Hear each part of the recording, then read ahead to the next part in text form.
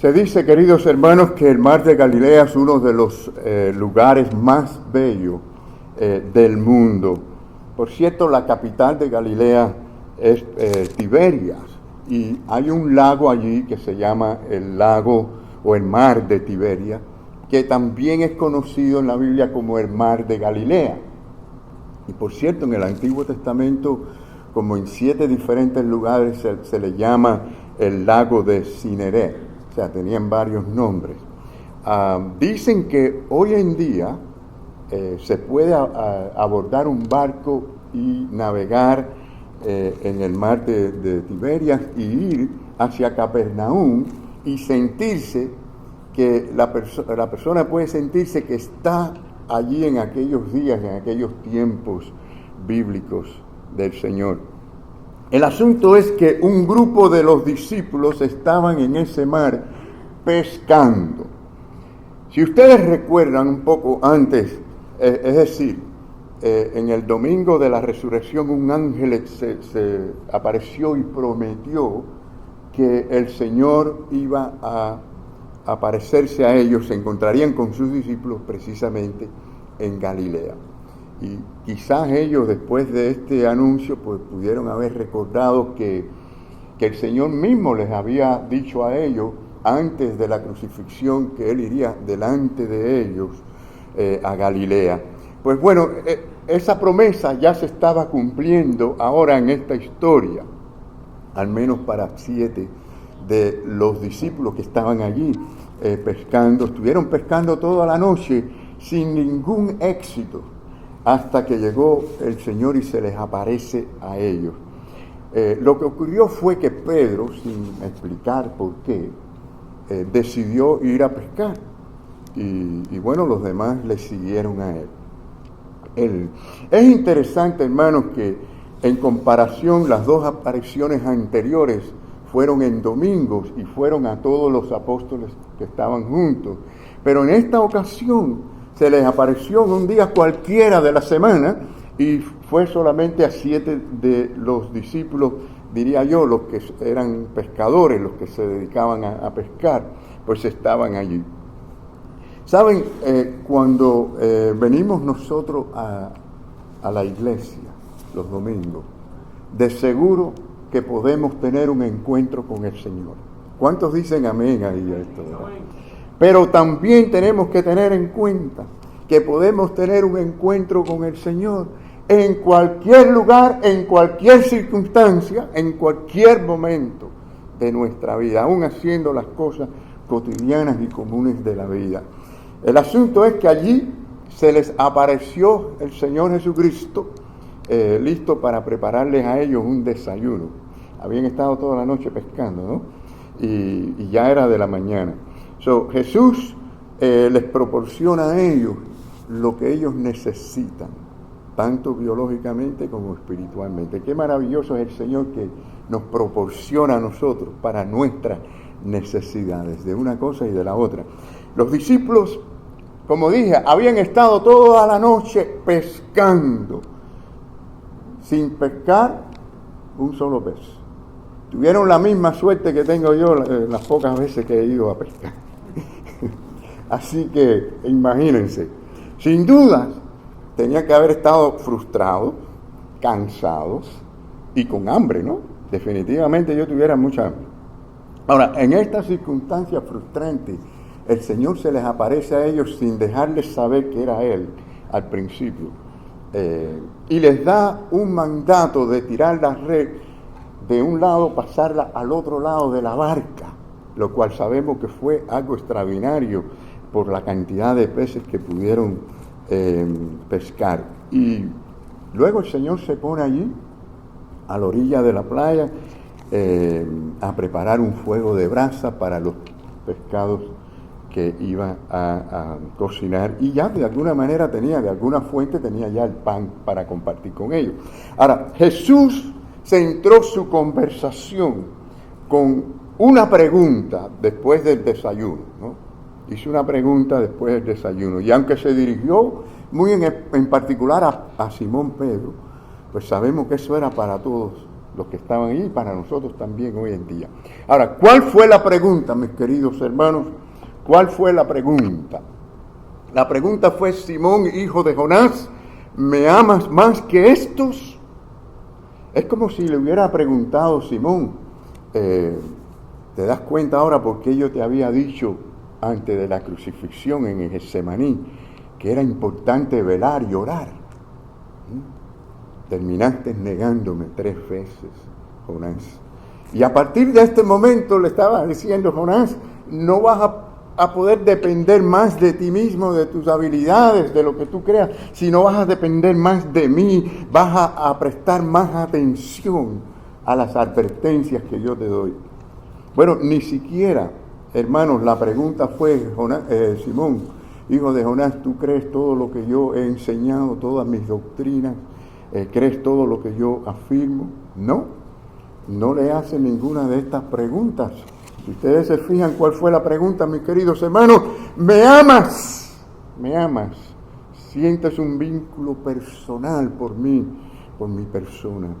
Y también notamos que el Señor le llama Simón, en vez de llamarle Pedro o llamarle Pedro, que fue un nombre que él mismo le dio a él. O sea, le dijo: y te llamarás Pedro, ¿no? Que es roca, para hablar de lo espiritual. Pero, es decir, lo llama Simón porque había actuado en la carne, había actuado no espiritualmente cuando le negó. Y por supuesto sabemos que el Señor en todo el Evangelio, interesante, cuando le llamaba Simón era porque había actuado en la carne, cuando le llamaba Simón Pedro porque actuaba de una manera en un momento y de otra en otra, cuando le llamaba Pedro era porque era el hombre firme, fiel al Señor. Entonces le llama así, le llama por su antiguo nombre antes de su conversión: Simón, hijo de Jonás. Es decir, para que se recordara lo que la gracia había hecho en él, y que a pesar de que era un Simón en algunas ocasiones, él todavía le llamaba a ser un Pedro. Mis queridos hermanos, el Señor es maravilloso, ¿verdad? Es maravilloso. Así como el médico toma el pulso para ver cuál es la presión de nuestro corazón, estaba tomando el pulso del alma de Pedro para que viera cuál era su condición. Bueno, ya sabemos que Pedro había llorado, dice la Biblia, había llorado amargamente y se había arrepentido de haber negado al Señor, lo sabemos. Pero fíjense, el arrepentimiento, hermano, es una gracia bendita, una gracia necesaria. Pero es muy importante entender que, como vemos aquí, era más sabio en ese momento medir de inmediato el amor de Pedro. Es muy importante a veces esto porque, es decir, el que de verdad ama al Señor va a lamentarse profundamente cuando le es infiel al Señor, cuando le falla al Señor, pero también el que ama de verdad al Señor le va a seguir para siempre. Entonces aprendemos que de este hecho, ¿no? Aprendamos todos que una cosa que es muy necesaria, muy vital, muy esencial para nuestra vida espiritual cristiana es cuánto amamos a Jesús. Y debemos hacernos esta pregunta seriamente: ¿cuánto de verdad estoy amando al Señor? Hágase un examen, un autoexamen en esta mañana. Hagámonos todo este examen para mirar bien profundamente y fundamentalmente nuestros corazones. Es la pregunta: ¿le amas? ¿Te encuentras profundamente vinculado con su persona? Pero hermano, hágase esta pregunta como si el Señor, no el pastor, sino el Señor mismo, es quien hace esta pregunta. Miren, ustedes pueden tomar a la ligera cualquier otro tema, pero no este respecto al amor al Señor. Recuerden que es el primer mandamiento: llamar a Dios por encima de todas las cosas. Recuerden que el propio Señor Jesucristo hizo la pregunta. Y Él hizo la pregunta 3 veces. La hizo hasta que dice la palabra que Pedro se entristeció. Hágase la pregunta: si es posible hasta 3 veces profundamente. No responda a la ligera, pero medite, piense bien en esta pregunta. Es importante porque puede que alguien no ame de verdad al Señor diga creer en el Señor, pero no tenga ningún verdadero amor por Él. Muchas personas viven así en el mundo, hermano. Muchas personas viven empacadas de religiosidad, de rituales, pero no aman al Señor, no lo aman. Bueno, que el Señor nos conceda en esta mañana la gracia para podernos evaluar, para tomar con solemnidad esta pregunta y evaluar nuestros corazones delante del Señor. Porque, hermanos, la religión sin amor al Señor, eso es muerte. Eso es como enterrar en una catatumba nuestros corazones. Eso es lo que es. O sea que el Señor en sí es adorable y por lo tanto amarlo a Él es la esencia de toda religión. Si no amamos a Dios, no hay verdadera religión. Entonces exactamente, la pregunta ahora es, ¿a qué se refería Jesús cuando le dijo a Pedro, Pedro, ¿me amas más que a estos? Bueno, entre otras cosas que podemos incluir, quiero incluir 3 sugerencias. Primero, en primer lugar, ¿me amas más que a tus compañeros discípulos? Le está diciendo, ¿me amas más que estos? Pedro fue, hermanos, Pedro y los discípulos fueron a la universidad más grande, más importante que ha existido en la historia, porque Jesucristo fue su tutor, fue su maestro y aprendió muchísimas cosas. ¿Quién no va a aprender de Jesucristo? Pues miren, allí ellos aprendieron todo lo que tenían que aprender, pero después de completar el curso, noten, antes de recibir su graduación, si así decirles, el Señor consideró una pregunta importante. ¿Me amas más que a esto? El Señor les pide que pongan a un lado las redes, que pongan a un lado por un momento todas estas cosas y tengan comunión con Él.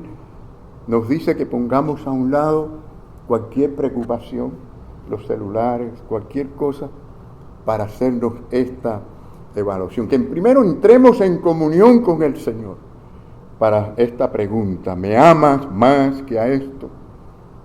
Bueno, para que entendamos un poco esto, o lo entendamos mejor, porque esto se relaciona con varias cosas que ocurrieron antes de la crucifixión de Cristo. Si ustedes recuerdan, poco antes de que Jesús fuera arrestado en el Getsemaní, si ustedes recuerdan, Simón Pedro se había jactado de que su lealtad era mayor que la de los demás discípulos o apóstoles.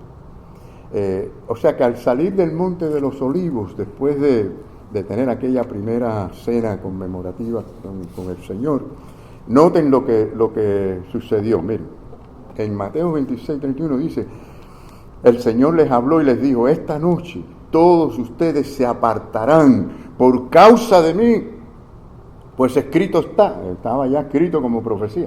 Heriré al pastor y las ovejas, ¿qué? Las ovejas del rebaño se dispersarán. Bueno, ¿saben lo que sucedió cuando Pedro vio esto? Inmediatamente respondió, como lo solía hacer, ¿no? Siempre quería responder primero. Y él le dice, mira maestro, mira, déjeme aclarar esto. Aunque todos se aparten por causa de ti, yo nunca me apartaré. Hermano, hay que tener cuidado cuando decimos yo. Y también hay que tener cuidado cuando usamos palabras como nunca, siempre. Hay que tener cuidado con eso, ¿no? Y ya allí metió el pie hasta donde más podía. Es decir, al decir yo nunca voy a fallarte. Bueno, tal vez Pedro no tenía eso en mente, esa intención, ¿no? De jactarse. Yo creo que él más bien buscaba asegurarle al Señor y decirle, mira, yo sí te voy a ser fiel. Ellos son capaces quizás de serte infiel, van a fallar allí ellos, pero yo no. Sin darse cuenta, les estaba diciendo a los demás discípulos que él era más fiel que todos ellos, ¿no? La cosa fue que Pedro, ya ustedes saben, ¿no? Terminó negando al Señor 3 veces. Y ahora la pregunta de Cristo es muy sencilla y muy directa. ¿Me amas más que estos? Como si dijera, Pedro, dame una prueba, dame una evidencia de tu amor, ya que me negaste 3 veces. Pedro no podía dársela, porque tenía en mente esa negación, lo que había sucedido. Y ya sabemos, Pedro se había arrepentido de haber negado a Cristo, pero notamos que la pregunta no es, Pedro, ¿cuánto has llorado por lo que sucedió? Sino, Pedro, ¿me amas? ¿Me amas? Es que solo el amor, hermanos, miren, el amor es lo que hace aceptable cualquier señal de arrepentimiento. Y como dijimos hoy en la escuela dominical, hay arrepentimiento carnal y lo hay espiritual. Y este tipo de arrepentimiento que es verdadero es el que envuelve el amor a Dios, porque sentimos por haberle ofendido profundamente y queremos que Él nos limpie y nos purifique. Así que, además, el ministerio que Cristo le iba ahora a encomendar a Pedro, le iba a dar oportunidades para que Pedro demostrara su amor. Y lo hizo. Dedicó toda su vida, dio todo lo que tenía. Sabrá Dios cuántas veces se sintió enfermo, dolor de cabeza, cuántos obstáculos. Y fue fiel hasta la muerte y fue mártir. Así que el Señor siempre va a poner delante de nosotros la oportunidad de amarle. Cada día, en todo momento, tenemos oportunidad de mostrar nuestro amor a Dios, hasta con nuestros pensamientos. Y esta pregunta nos llega a nuestros días, por ejemplo, como ¿qué tan fuerte es tu amor cuando se compara o se contrasta con el amor de otros cristianos? Ahora, alguien puede oír esta pregunta y decir, esto no me suena bien, esto algo no está bien. Bueno, tenemos que aclarar de inmediato que no se trata de una competencia con los demás hermanos. Cuando el Señor le dijo a Jesucristo, me amas más que esto, Él no estaba buscando que tuvieran una competencia entre ellos, entre hermanos, en cuanto a quién era mejor siervo. Más bien tal actitud es anticristiana, tal actitud produce orgullo, nos convierte a nosotros a ser como fariseos en nuestra relación con los hermanos. Sin embargo, la pregunta vale la pena. Vale la pena. ¿Eres solo un cristiano nominal, un cristiano de nombre? ¿O eres conocido entre los amigos, entre los demás creyentes, como alguien que es leal al Señor por encima del estándar mínimo? Miren, casi todas las iglesias tienen 2 grupos de personas. Primeramente están aquellos que simplemente, es decir, apenas pertenecen, están. Tal vez sean salvos, tal vez no, pero es decir, no muestran con sus frutos ninguna evidencia de profundo amor al Señor. Es decir, esta gente está agarrada del tren del cristianismo, pero no se puede contar con ellos. Realmente no podemos contar con ellos ni para testificar ni para servir en ninguna manera efectiva. Esta gente están hoy, mañana no están. Son muy inconsistentes. Pero por otro lado, están aquellos quienes son del círculo interno, son del núcleo, los que siempre están y se mantienen allí cerca, pero también son los que llevan la carga de la mies, que es mucha. Dice la palabra, la mies es mucha y los obreros pocos. Y dice después que tenemos que pedirle al Señor para que envíe obreros a su mies. Es una responsabilidad que tenemos todos, de pedirle al Señor, y tenemos que hacerlo por nuestra iglesia, porque es algo que al Señor le agrada, que envíe obreros a su mies. Claro, quiero aclarar, y es digno aclarar, hermanos, que una persona puede estar lleno de actividades religiosas y no necesariamente quiere decir que de verdad ama al Señor. Nosotros solo vemos lo que es por fuera, Dios ve todo y ve el corazón. Pero la pregunta es, ¿en qué grupo estás? Nos movemos al segundo punto en esta mañana, que puede ser de esta manera: ¿me amas más que a los demás o a las demás personas. Ahí podemos incluir a familiares, amistades, etc. Mirando a esta historia, es maravilloso ver cómo el Señor llamaba para dar y alimentar. Por ejemplo, Juan hace énfasis en el primer capítulo, él hace énfasis en ese llamado de Cristo que decía, venid y ved. Luego más adelante era, venga y beba. Y ahora, más tarde, era, venid, comed. Ahora, vemos tremendo amor de parte del Señor que llama a Pedro y a los discípulos, ¿verdad?, a comer de los pescados que él estaba allí preparando o se estaban cocinando.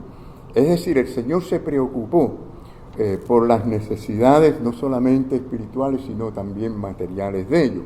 Le dio a Pedro la oportunidad primero de secarse, de calentarse, ¿verdad? Se habían bajado de esa barca llena de peces y de tener compañerismo, de aplacar el hambre para luego hacer la gran pregunta. La gran pregunta. Y sabemos que lo espiritual siempre es más importante que lo físico. Pero hermano, es muy importante que tengamos en cuenta que a veces las necesidades físicas pueden preparar el camino para lo espiritual. Ahora, la pregunta es, ¿qué hay del amor de Simón por Jesús en comparación a su amor por los demás? Hay gente que aman tanto a los familiares, a los hijos, a los parientes, etcétera, etcétera, que no se, por tal amor no hacen compromiso con el Señor. Pedro debe haber sido un hombre sin duda de influencia, porque fíjense que cuando él dijo voy a pescar, otros 6 dijeron vamos contigo. Y yo estoy seguro que a lo largo de toda su vida tuvo influencia sobre muchas personas y muchas personas se acercaron a él y pudo amar a muchas personas. Pero la pregunta era si amaba a Jesucristo por encima de todos los demás. Déjeme decirle que en realidad, si lo pensamos profundamente, amar otras cosas o otra gente más que a Dios es una forma de idolatría. Debemos de amar a Dios en primer lugar.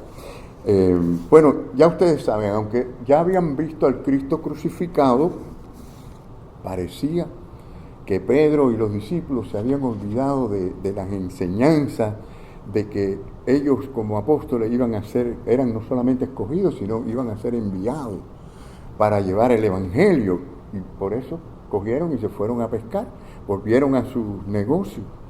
Y ahora Jesús, por medio de esta pregunta, le está diciendo a Pedro acerca de su persona, acerca de su propósito divino.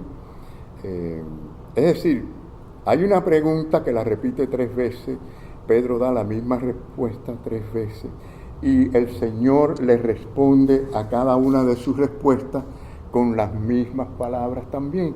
Le dice, apacienta a mis ovejas, es decir, guíalas, aliméntalas y vela por ellas en oración. Y así me vas a amar, Pedro.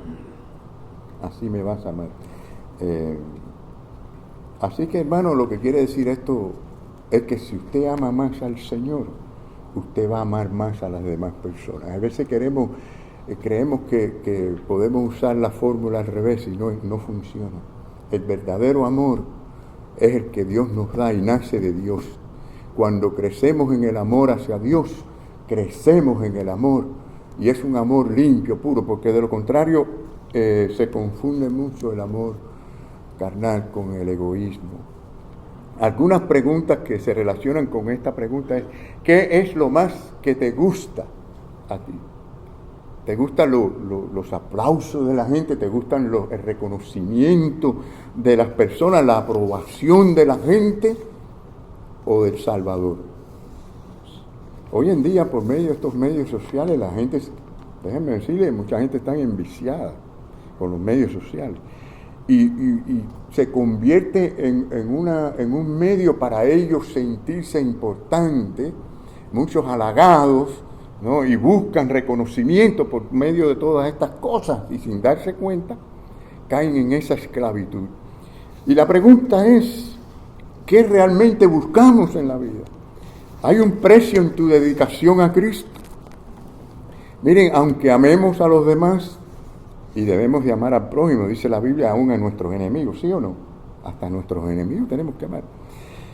Es decir, nunca debemos de permitir que nadie ni nada se interponga en nuestra relación con el Señor. Debemos amar al Señor por encima de todo. Y finalmente esta pregunta puede ser de esta manera, y yo creo que se aplica muy bien.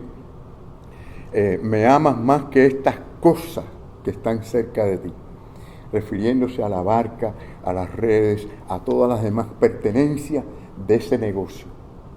Miren, el amor, oigan esto, muy importante que entendamos que el amor surge o crece de un sentido de posesión. Cuando algo le pertenece y usted está convencido que algo es suyo, le pertenece, usted le tiene afecto a eso. Es decir, piense por ejemplo, ¿por qué una madre ama tanto a sus hijos? Porque son, ¿qué? Sus hijos, le pertenecen a ella. Ella puede amar hasta cierto nivel a los hijos del vecino, o de una hermana, o de otras personas, pero sus hijos es algo único. ¿Por qué? Porque le pertenece, son de ellas. Hermanos, eso es muy importante, porque cuando tenemos interés en una persona, para llamarlo, por ejemplo, mi hermano, mi abuelo, mi tío, mi primo, es decir, mi hijo, mi amigo, pues muy importante tener un sentido de propiedad. Se pierde mucho, se enfría el amor cuando perdemos un sentido de esa propiedad. Es decir, si esta persona es mi amigo de verdad y yo lo veo así, eso hace que crezca el amor. Cuando ya no lo ves así, se enfría el amor. Y esto hizo que el salmista cantara ese canto que vemos en el Salmo 63:1, cuando decía, Dios, Dios mío, es decir, es mío, me pertenece. Por lo tanto dijo, de madrugada te buscaré. ¿Cuántos decimos amén? Qué maravilloso, ¿verdad? Dios es nuestro Dios, ¿sí o no, hermanos? Es nuestro Dios. Esto es algo especial, que Dios me pertenece. Yo le pertenezco a Él me pertenece a mí. Incluso las cosas muertas, materiales, el oro, la plata, el dinero, todo lo que podamos mencionar materialmente hablando, hermano, le cogemos afecto a medida que lo sentimos como nuestros, son nuestras propiedades, ¿verdad? Porque las poseemos. Tal es así que el Señor mismo lo dijo cuando Él dijo, porque donde está vuestros tesoros, donde esté vuestro tesoro, ahí está, ¿qué? Nuestro corazón. El corazón sigue aquello que tenemos como propiedad, que lo hacemos nuestro. Y en este caso, la interpretación más probable en nuestro texto, es que Jesús señaló a la barca, a las redes, al negocio que ellos pensaron que ese iba a ser lo que iban a continuar haciendo, ¿no? Se olvidaron de la misión. Y el Señor seguro que apuntó hacia eso allí, a todo aquel equipo del comercio de pesca, y les dice, Simón, hijo de Jonás, ¿me amas más que esto? ¿Me amas más que esto? Jesús le estaba diciendo a Pedro, ¿no? Y a los demás también, que aunque me negaste 3 veces, porque los otros no creyeron tampoco hasta que no vieron, ¿no? Así que todos fallaron en alguna manera. Aunque me negaste 3 veces, yo te he perdonado y te estoy dando un ministerio para que puedas desarrollar el amor y amarme por encima de los demás. Hoy la gente ama mucho las cosas, ¿sí o no? Que si aman las cosas, mis hermanos, sí, aman la diversión, aman muchas cosas, pero los autos, los celulares, recuerdo un compañero de gimnasio me dijo, a ver, para mí la obsesión mía son los celulares. En cuanto sale el nuevo modelo, yo lo compro. Imagínense. A uno puede ser que uno pueda ver eso como algo extraño, pero para mucha gente no. Pero sí, la gente ama muchas cosas, las redes sociales, como ya mencionamos, el dinero. Pero la verdadera prueba de un cristiano es cuando se enfrenta a esa cuestión de las cosas, ¿no? Incluso su responsabilidad, incluso en cuanto al trabajo o a los negocios, ¿no? Porque aquí estamos viendo esto, Jesús los está viendo a ellos en un negocio de pesca, ¿no? Y por cierto, en ninguna parte en la Biblia condena que el hombre se esfuerce en ganarse el pan necesario, no solamente para sí mismo, sino para su familia. Esto es una cosa muy importante. Pero el problema es cuando el trabajo o el negocio toma el control y es la prioridad máxima de la persona. Fíjense que la gente, si ustedes se ponen a analizar, la gente le son más fieles a los trabajos que a Dios. Es decir, no faltan, aunque le duela la cabeza, aunque se sienta mal, aunque llueva, aunque... No, aquí no cae nieve, pero es decir, sea lo que sea, la gente no faltan porque hay una recompensa que ellos no pueden perder. En cambio, no ven la recompensa del Señor como algo que está por encima de todas las recompensas. Y si analizamos la pregunta, verdaderamente muchos de nosotros no estamos amando al Señor como debiéramos de amarle. Es más, Pablo mismo le dijo, para que ustedes vean que es importante el trabajo, es importante trabajar y cumplir con esto, que el apóstol Pablo parece que vio en la iglesia de Corinto algunas personas que dijeron, bueno, Cristo viene pronto, así que no vamos a trabajar, no, vamos a vivir de las tarjetas de crédito. No, en aquel tiempo no había tarjeta de crédito, es decir, de la ayuda y de todas las demás cosas. Pero parece que algo de eso pasó cuando él, no fue la iglesia de Corintios, le dice a Timoteo, ¿no? Dice, porque si alguno no provee por los suyos y mayormente por los de su casa, ¿qué dice? Ha negado la fe y es peor que ¿qué? Es peor que un incrédulo. O sea, hay que suplir, hay que trabajar, hay que hacer todo esto. Pero, sin duda, la necesidad más importante es la espiritual. Y déjenme decirle que si hay una necesidad espiritual, es el desafío que tenemos precisamente a la tiranía de las cosas, de lo tangible, de lo material. Amamos mucho lo material. Así que debemos preguntarnos nosotros cuáles son las cosas reales de la vida. ¿Son las que se pueden ver y tocar con la mano o manejar? Claro que no. Sabemos que las cosas materiales tangibles se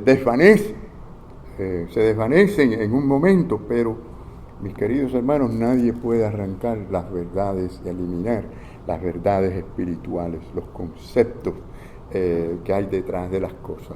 Es decir, usted puede quemar un libro, pero usted no puede quemar la idea que hay detrás del libro. Usted se pregunta, por ejemplo, ¿cuál es la causa de un automóvil, de hacer un automóvil? Bueno, preguntamos, ¿es el montaje de todos esos equipos, aparatos, asientos, asuntos técnicos y demás? Claro que no. Hay un propósito personal, son propósitos personales tanto del que lo fabrica, para qué lo fabrica, como aquel que lo compra, para qué lo compra. Así que mis hermanos, necesitamos ser libres para amar al Señor, necesitamos ser libres de esa atadura, de ese amor hacia las cosas materiales. ¿Qué es lo que más te gusta? ¿Cosas o principios espirituales? Miren, hermanos, es digno que hagamos este contraste breve entre Abraham y Lot. Si ustedes analizan la historia, al final podemos resumir que Abraham era el tipo de hombre que si su negocio interfería con su religión, pues él renunciaba a su negocio. En cambio, Lot era lo contrario. En el caso de Lot vemos que era el tipo de hombre que si su vida religiosa interfería con su negocio, él dejaba la vida religiosa. Y así lo vimos, y así fue. ¿Amas a Jesús más que las cosas que están constantemente a tu alrededor en la vida diaria? Queremos concluir en esta mañana, mis queridos hermanos. Las 3 preguntas que hemos hecho en realidad son autoexplicativas, ellas mismas se explican, o sea, no necesitamos un resumen de ellas. Lo importante aquí es que nosotros nos hagamos esta pregunta a nosotros mismos en cuanto a cómo está nuestro amor por el Señor. Después de todo, mis queridos hermanos, la verdadera motivación para servir a Dios es el amor. La verdadera motivación del servicio es el amor. Si amamos, servimos. Si no amamos, no servimos. Si no estamos sirviendo, es porque amamos poco o no amamos. La respuesta para una mayor dedicación al Señor es que cada uno de nosotros tenga una mayor devoción hacia el Señor. Jesús dijo algo que no debemos nunca olvidar. Él dijo, yo sé que ustedes saben este pasaje bíblico, díganlo conmigo si pueden. Ninguno que poniendo su mano en el arado mira hacia atrás es apto para el reino de Dios. Esto habla de seguir adelante, de ser firme, de ser fiel, de amar al Señor sobre todas las cosas. Hermanos, no se requiere mucho esfuerzo para alejarse del Señor. No se requiere mucha fuerza para dejar de ser fiel al Señor. Eso es fácil. Cualquiera puede hacer eso. Pero aquellos que aman al Señor, serán fieles y se levantarán en las caídas y el Señor los pondrá en el lugar donde Él quiere ponerlos. ¿Quieres venir a Cristo en esta mañana y de todo corazón decirle, Señor, sé que no te he amado como yo debiera? Señor, yo sé que no te he servido como yo debía servirte. No te he sido fiel como yo debiera de serte fiel. He puesto otras cosas, Señor, en primer lugar. Te pido, Señor, que me perdones y me ayudes. Quiero tu misericordia, tu gracia. Ayúdame para poder tomar mejores decisiones en mi vida en cuanto a mis prioridades. Señor, guíame a amarte cada día más. Amén. Que el Señor nos bendiga en esta mañana, hermanos.